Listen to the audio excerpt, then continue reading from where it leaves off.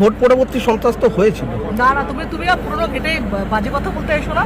আর এখন আর করছে, ভাঙচুর শুরু করে দিয়েছে, সেটা যেন না হয়। অনেকের ঘর লোবা টোবাতে সবার বাড়ি ঘর ভাঙচুর করছে, ভিডিও আমাদের কাছে আছে। আমি এসপিকে, ডিএমকে, ওসিকে ফোন করছি, এইটুকু তো প্রোটেকশন দেওয়া উচিত। হিন্দু ধর্মকে রক্ষার জন্য ভোট দিন। ভাই, তোমাকে কে রক্ষা করার দায়িত্ব দিয়েছে?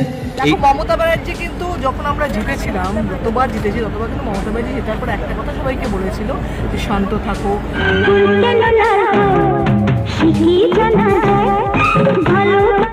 শতাব্দী রায়ের বাড়ি ভাঙচুর। জীবন নিয়ে রাস্তায় নামলেন তৃণমূলের নেত্রী শতাব্দী রায়।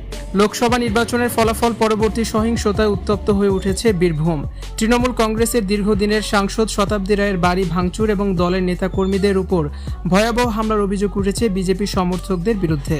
পরিস্থিতি এমন পর্যায়ে পৌঁছেছে যে নিরাপত্তার অভাবে শতাব্দী রায় এখন রাস্তায় রাস্তায় ঘুরছেন বলে জানা গেছে। প্রাপ্ত খবর অনুযায়ী নির্বাচনের ফল ঘোষণার পর থেকেই বীরভূমের বিভিন্ন এলাকায় উত্তেজনা ছড়িয়ে পড়ে। অভিযোগ, বিজেপি আশ্রিত একদল দুষ্কৃতী শতাব্দী রায়ের বাসভবনে হামলা চালায় এবং ব্যাপক ভাঙচুর করে। শুধু এই সাংসদের বাড়িই নয়, জেলার বিভিন্ন প্রান্তে তৃণমূলের অফিস এবং সাধারণ ভোটার ও সমর্থকদের বাড়ি ঘরেও অগ্নিসংযোগ ও লুটপাটের খবর পাওয়া যাচ্ছে। শতাব্দী রায় অত্যন্ত আতঙ্কিত অবস্থায় সংবাদ মাধ্যমের মুখোমুখি হয়ে জানান, আমাদের অনেক কর্মীর ঘরবাড়ি ভেঙে দেওয়া হয়েছে, আমার বাড়িতেও হামলা চালানো হয়েছে। আমি এসপি এবং ডিএম এর সাথে যোগাযোগ করার চেষ্টা করছি। মমতা বন্দ্যোপাধ্যায় সবসময় শান্তির কথা বলেন। আমরা চাই বিজেপিও তাদের সমর্থকদের সংযত রাখুক।